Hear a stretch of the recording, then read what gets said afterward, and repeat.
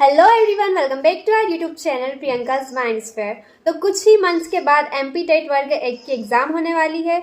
अब मन में सवाल आता है कि एमपी-टेट वर्ग 1 एग्ज़ाम की प्रिपरेशन कैसे हम स्टार्ट करें। तो पहली स्टेप है सिलेबस। आपको सिलेबस नोट डाउन करना है, ठीक है। अपनी नोटबुक में सिलेबस नोट डाउन करना है और फिर उसको पूरा डिटेल में रीड। तो फर्स्ट स्टेप क्या है, सिलेबस जानना कि आखिर क्या क्या हमको पढ़ना पड़ेगा ये एग्ज़ाम को क्वालिफाई करने के लिए, ठीक है। तो सिलेबस आपको, ये हमारा यूट्यूब चैनल है, 1 मिनट, हाँ, प्रियंकाज माइंडस्फेयर।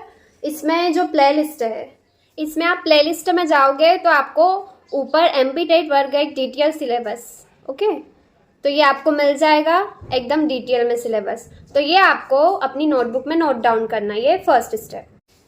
या फिर आप ऑफिशियल लिंक पर जाकर भी सिलेबस डाउनलोड कर सकते हो, ठीक है। और सिलेबस जो है वो 2 पार्ट में डिवाइड होता है। पार्ट ए जो है वो 30 मार्क्स का होता है, जिसमें हिंदी, इंग्लिश, है ना, जीके, पेडागोजी रिलेटेड सब्जेक्ट होते हैं ना, उनसे रिलेटेड क्वेश्चंस पूछे जाते हैं। और पार्ट बी होता है 120 मार्क्स का। मान लो आपका मेन सब्जेक्ट साइंस है, तो साइंस से रिलेटेड आपको 120 क्वेश्चंस पूछे जाते हैं। ऐसे टोटल 150 क्वेश्चंस पूछे जाते हैं, ठीक है। तो आपको अपना 150 मार्क्स का सिलेबस, डिटेल सिलेबस की आपको 150 मार्क्स लाना है। तो क्या क्या सिलेबस में आपको पढ़ना होगा, वो सिलेबस आपको नोट डाउन करना है। फिर सेकेंड स्टेप आती है एनसीईआरटी से स्ट्रॉन्ग फाउंडेशन स्टार्ट करें, है ना। तो एनसीईआरटी, फॉर एग्जाम्पल मेरा मेन सब्जेक्ट बायोलॉजी है, ठीक है। तो जो सिलेबस दिया है ऑफिशियल लिंक पे, तो उसमें ब्रैकेट में लिखा हुआ है कि आपको क्लास 9th से 12th तक की एनसीईआरटीज पढ़नी है, ओके, 9th से 12th तक की। तो क्लास 9th एंड 10th जो है उसमें आपको बेसिक कॉन्सेप्ट्स की क्लैरिटी होगी, और क्लास 11th और 12th में आपको डिटेल थ्योरी और डायग्राम्स दिए गए हैं। तो एक बार मैं आपको अपनी एनसीईआरटी बुक्स बता दूं, ठीक है। तो ये हमारी क्लास 10th की एनसीईआरटी है, 9th की भी है, ठीक है, लेकिन ये 10th की है, 9 to 12th की लेना है। तो ये मेरी 8 से 9 साल पुरानी एनसीईआरटी बुक है, जब मैं क्लास 10th में थी। और हालांकि अभी मेरा पोस्ट ग्रेजुएशन हो चुका है, बीएड भी कंप्लीट होने में, ठीक है। तो ये 8 से 9 साल पुरानी है। चूहे इसको खा गए, फिर भी मैंने संभाल के रखी है, क्योंकि उस टाइम पे हमारा घर कच्चा था, ठीक है, और उसमें बहुत सारे चूहे थे। तो आपको ये 10th की और ये 11th की है। आपको ये जो भी एनसीईआरटी बुक्स है, ये 11th की और ये 12th की, ये 12th एनसीईआरटी ये हिंदी मीडियम की है, और इंग्लिश मीडियम स्टूडेंट्स के लिए ये इंग्लिश मीडियम की एनसीईआरटी बुक्स है, ठीक है। तो एनसीईआरटी में आप डेली एक चैप्टर लो, ठीक है। फॉर एग्जांपल ये यूनिट 1 है। और एक बात, कुछ बच्चे मुझसे पूछते हैं कि मैम हम कौन से टीचर का कोर्स परचेस करें। तो ये वीडियो तो मैंने सेल्फ स्टडी वालों के लिए बनाया है, लेकिन आप कैसे पता करें कि आप सेल्फ स्टडी से निकाल सकते हैं या फिर आपको किसी कोचिंग की, किसी गाइड की, किसी बोल सकते गुरु की, मेंटर की ज़रूरत होगी। मतलब गाइडेंस के लिए तो मैं हूँ, लेकिन सबकी कैपेसिटी अलग अलग होती है। कुछ बच्चों को कोचिंग की ज़रूरत होती है, कुछ को नहीं होती है, ठीक है। तो ये जो यूनिट 4 है, क्लास 11th बायोलॉजी की बुक है, उसमें यूनिट 4 है।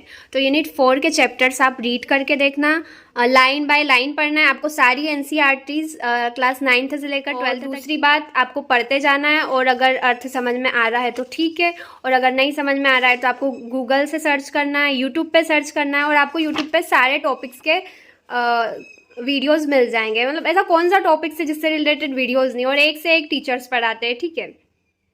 तो आपको पढ़ते जाना है, साथ में नोट्स भी बनाना है। ये मैंने नोट्स बनाए हैं, है ना।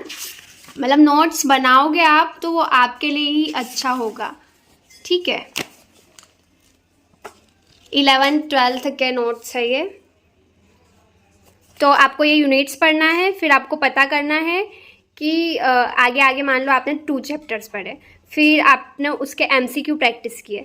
फिर आप, अगर ऐसा लग रहा है कि आपको 50 या 60% भी समझ में आ रहा है इन चैप्टर्स में से, तो आप कर सकते हो। मतलब सेल्फ स्टडी करके भी आप एमपी-टेट वर्ग 1 एग्ज़ाम क्वालिफाई कर सकते हो। एक एलिजिबिलिटी टेस्ट है, ठीक है।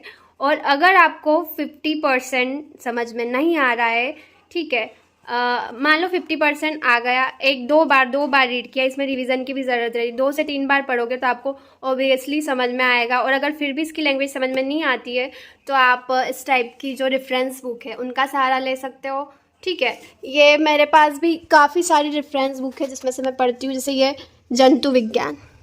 ठीक है, मेरा बॉटनी है तो मुझे जूलॉजी समझने में थोड़ी प्रॉब्लम होती थी, लेकिन ये रेफरेंस बुक से मैंने बहुत ही अच्छे से कॉन्सेप्ट क्लियर किए। फिर ये बायोलॉजी 11th-12th तो आप रेफरेंस बुक का सहारा ले सकते हो। फिर कुछ कोचिंग्स जो होती है वो भी बुक्स बनाती है, लेकिन मेरी मानो तो एनसीईआरटी और रेफरेंस बुक ये पढ़ोगे तो आपका 80% सिलेबस कवर हो जाएगा।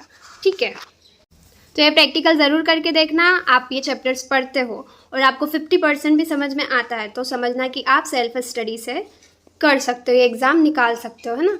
और अगर नहीं समझ में आ रहा है तो आप किसी ना किसी कोचिंग या फिर कोचिंग या फिर कोर्स खरीद सकते हो किसी अच्छी कोचिंग इंस्टीट्यूट का। अगर आप चाहते हो कि इस टॉपिक पे मैं वीडियो बनाऊं तो आप कमेंट में बताइएगा अपनी राय। ओके, तो आपको क्या करना है, डेली एक चैप्टर लेना है ना। सबसे पहले आपको एनसीईआरटी बुक पढ़ना है, फिर उसके बाद आपको नोट्स बनाना है। ओके, नोट्स बनाना है और फिर उसके बाद आपको उस टॉपिक के एमसीक्यू लगाना है। ठीक है, एमसीक्यू अब स्टेप 3 आती है। 2 स्टेप समझ में आ गई। अब स्टेप 3 आती है एमसीक्यू प्रैक्टिस बुक चूज़ करें, है ना। तो एमसीक्यू प्रैक्टिस बुक आपको चूज़ करनी है। Best book for practice Hindi medium, तो एक तो अरिहंत की है, अरिहंत एमपी टेट वर्ग 1 साइंस। ओके, मैं मैक्सिमम अरिहंत की यूज़ करती हूँ। मैंने जैसे एमपीपीएससी देखी है, मैंने एमपीपीएससी का एग्ज़ाम दिया था तो मैंने अरिहंत की बुक्स ही खरीदी थी और सिर्फ 2 बुक्स खरीदी थी और यूट्यूब की हेल्प ली थी। फिर भी मेरे मार्क्स जो है वो 90+ मार्क्स आए थे, क्योंकि वो मेरा फर्स्ट अटेम्प्ट था। तो अरिहंत की एमपी टेट वर्ग 1 की साइंस गाइड आप ले सकते हो। MCQ practice previous year questions, इन बुक्स में आपका पार्ट ए भी कवर हो जाएगा और पार्ट बी भी। और एक बात, हर चैप्टर के बाद आपको 30 to 50 एमसीक्यू लगाना है, टिक करना है। ओके, और रॉन्ग आंसर्स के लिए मिस्टेक डायरी बनाओ, है ना, कि हाँ ये वाला आंसर मुझसे रॉन्ग हुआ था। फिर उसका कॉन्सेप्ट एक बार और क्लियर करो ताकि नेक्स्ट टाइम आपसे मिस्टेक। 4th स्टेप है, स्टेप 4 है, आपको पार्ट बी के साथ साथ पार्ट ए की तैयारी भी शुरू करना है।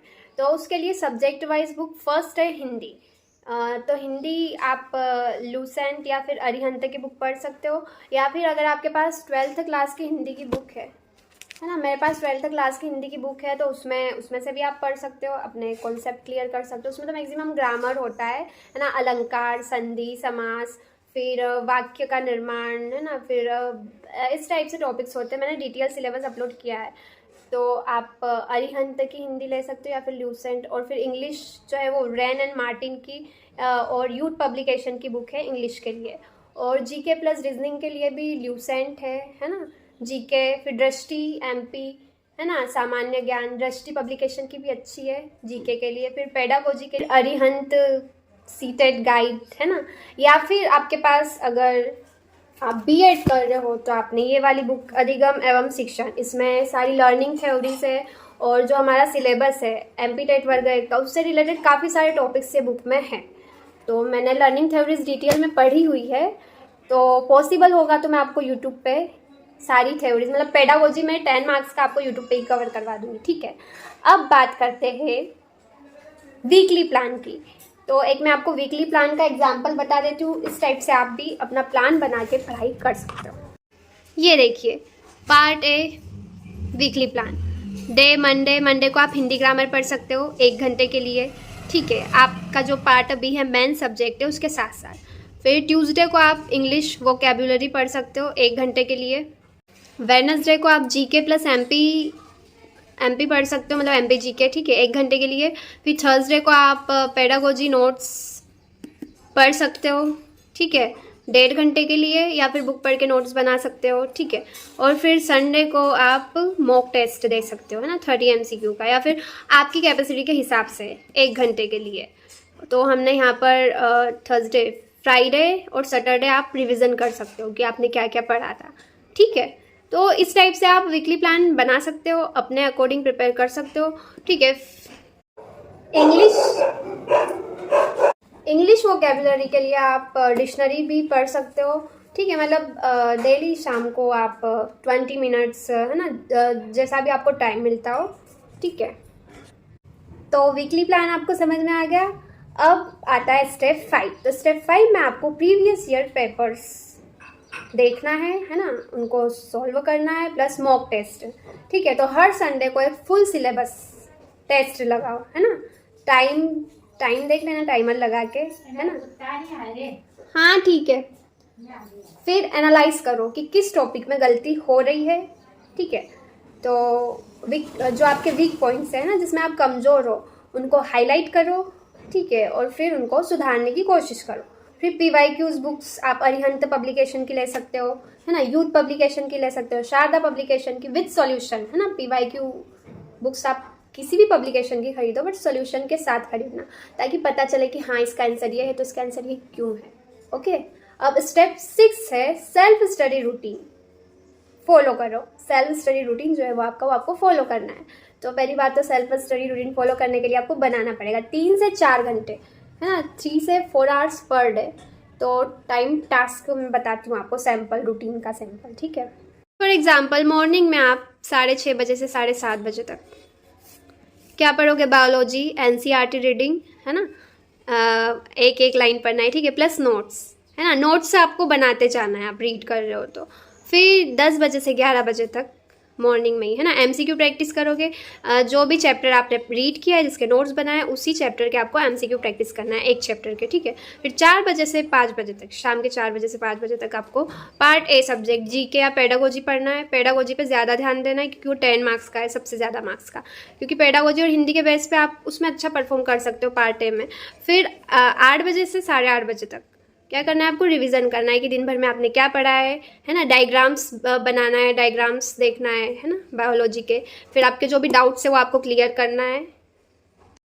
वीकेंड्स पर आपको टेस्ट और यूट्यूब के थ्रू टॉपिक्स क्लियर करना है, ठीक है। अब बोनस टिप क्या है? आपको मोटिवेट रहना है ना, मतलब सेल्फ मोटिवेशन ज़रूरी है। ऐसा नहीं कि मोटिवेशनल वीडियोस देख रहे हो, उसमें आपको टाइम वेस्ट नहीं करना है। और डिसिप्लिन मेंटेन करना है, टाइम मैनेजमेंट पे ध्यान देना है कि आपका कौन सा टाइम कहाँ जा रहा है, इस पर फोकस करना है। गोल्डन फॉर्मूला क्या है? NCERT plus MCQ plus revision, okay, plus smart routine equals to selection possible, है ना। कोई कोचिंग कंपलसरी नहीं है ना। यूट्यूब प्लस मेरी गाइडेंस, है ना, आपकी मेहनत, है ना। मतलब ये सब मिलके आप आराम से क्लियर कर सकते हो, कोई बड़ी बात नहीं है MP टेट वर्ग 1 का एग्ज़ाम क्वालिफाई करना। क्योंकि अगर आपने मास्टर डिग्री की है, जब हमने इतनी मोटी मोटी बुक्स पढ़ी है, तो ये एग्ज़ाम कौन सी बड़ी बात है। इसमें तो फिर भी MSc लेवल का 10% ही पूछा जाता है, बाकी आपका 90% आपकी NCERT से और आपकी ग्रेजुएशन की बुक से पूछा जाता है। तो ऑल द बेस्ट सभी को, सभी अच्छे से पढ़ाई करो मन लगा के, बाकी सारी टेंशन एक साइड में रख दो। और कुछ भी आपको कन्फ्यूज़न हो या कोई भी डाउट क्लियर करना हो तो कमेंट करो, मैं सभी के कमेंट्स का रिप्लाई करती हूँ, ओके। अगर आपको वीडियो पसंद आई हो और हेल्पफुल लगी हो तो चैनल को सब्सक्राइब कीजिएगा, वीडियो को लाइक कीजिएगा और अपने फ्रेंड्स के साथ शेयर कीजिएगा, ओके। तो मिलता है नेक्स्ट वीडियो में। Do like, subscribe and share.